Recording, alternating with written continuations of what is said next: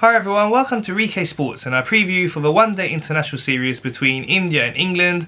This is the final part of England's tour to India. The tour started with a test match series which India won 3-1, and then we have a T20 series which India won 3-2. And now we head into this one-day international series, which is a three-match series which we played in Pune.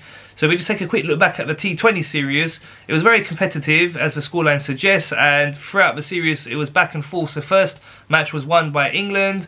They done really well to restrict India in that first match and then chase the runs down easily. Second match it was reverse, where India were bowling first and done really well to restrict England and then easily chase down the target.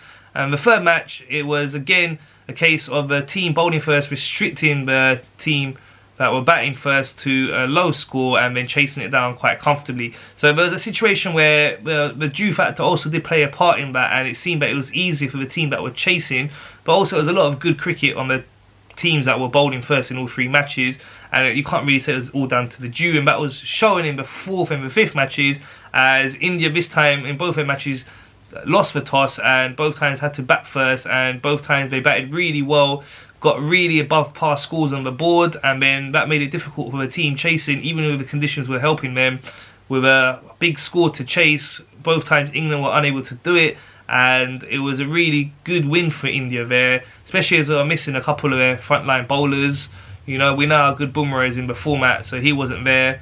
Also Shami, Jadeja wasn't there as well. So really good performance from India, but we're really happy with how that series went for them. For England as well, it was a good series.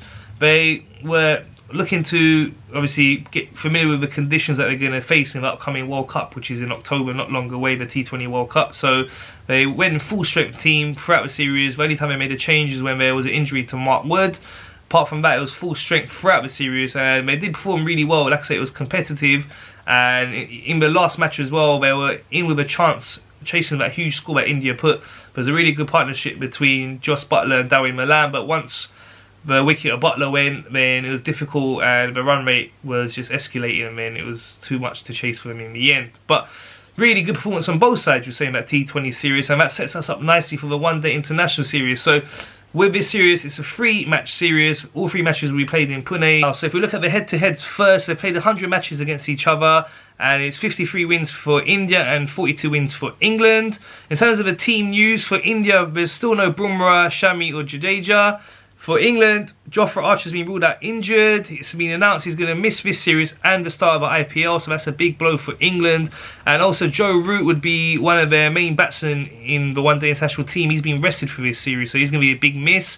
And that also, with this team news, it's going to be a tricky one this series, as there's no 50th ever World Cup in the immediate future. It's not for a couple of years. It's highly likely the teams will use this series to give some of their squad fringe players a chance and rest some of the key players. So we're not sure how the teams are going to line up, and it makes it difficult to predict on how we think the series will go. So you'd say India are the slight favourites going into this series. We know how strong England are in this format. They are the reigning 50 overs world champions and also ranked in the ICC one-day international rankings as the #1 team. So it's going to be a close series. So India going into the series as the slight favourites. We know how strong a team England are in this format. They're the 50 overs world champions, and they're also ranked the #1 team with the ICC one-day international rankings. So it's going to be a really competitive series, but with India playing at home and also being very confident now after winning the T20 series, especially how they performed so well in the last two matches there. Many of their batsmen are in really good form.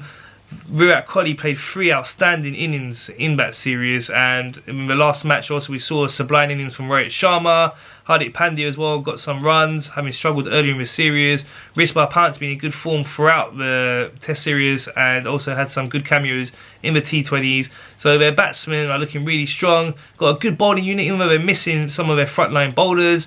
The backup bowlers, they've got a lot of strength in depth. Also with England resting Joe Root, I think that's going to be a big miss for them. He's a really good player, as we know. Great player of spin bowling, has a fantastic record in the one-day international format. Key player for them. So I'm going to go with India to win this series. I think they'll edge it 2 matches to 1. And that's all from me. Please remember to subscribe, like and share. Thank you.